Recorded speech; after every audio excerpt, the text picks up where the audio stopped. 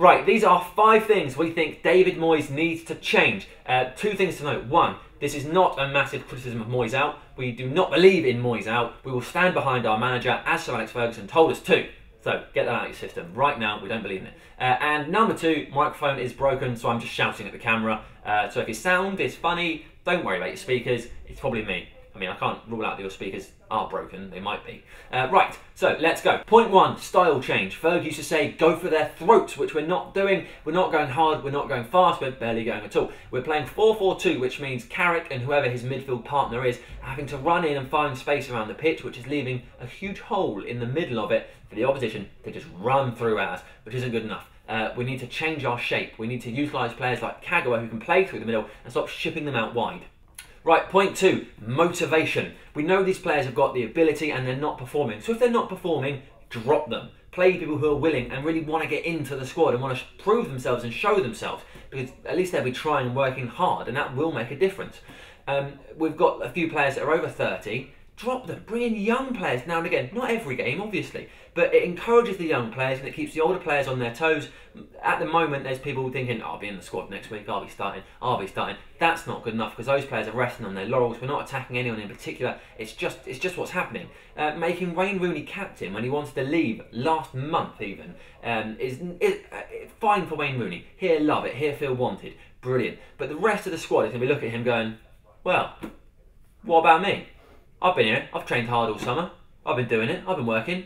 Can I be captain? Oh no, you give it to Wayne, who literally last month wanted to leave. It doesn't set a great example. There's not much team cohesion. People aren't working for each other, throwing tackles in, getting their bodies on the line to make sure their teammates are okay. It's not happening. Motivate them, David.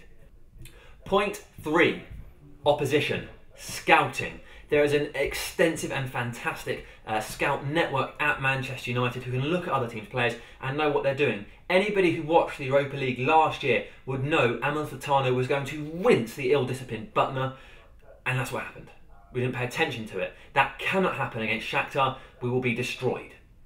Point 4, delegation. Is David Moyes trying to take on too much and do too much at Manchester United? We know he likes to take training. We know he likes to be in charge of every detail. He's a meticulous character. When he was at Everton, which was fine at Everton, but Manchester United is a huge, huge club, a global brand. He can't do everything. Fergie's superb talent was his ability to pick staff and delegate, which is something Moyes hasn't done yet. He's still trying to do everything. What he should be doing is what Fergie did, and delegating and picking key staff to look after different parts of the club so that he can sit back, focus on motivation, analysis, and making sure players are in the right frame of mind and physical fitness to take on the opposition.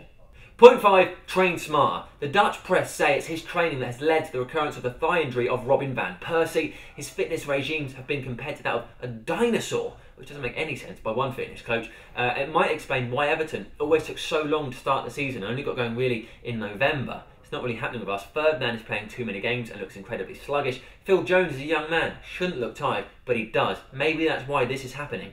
And also, it does answer why our best player is the one who missed pre-season and didn't go on the tour, which was Wayne Rooney. He sat back, had a relaxed summer. Look at him now. The rest of the squad perhaps have been overworked. Let's not do that so much. Let's save some energy for the actual games, David. We know you love training, but there's got to be a time when you can relax a little bit so they've got something left to put into the games. So in conclusion, don't say our squad isn't world class, even if it isn't. Don't make a player who wants to leave our captain. Yes, it's motivated him, but what about everybody else? Don't keep playing the over 30s because they can't see much of a future. Play our young players as often as possible because they can see beyond the short term. And impart your mantra not just in overworking but in training, but in games too. That you have a long-term vision for this club. Tell people it and make sure everybody knows there is a plan.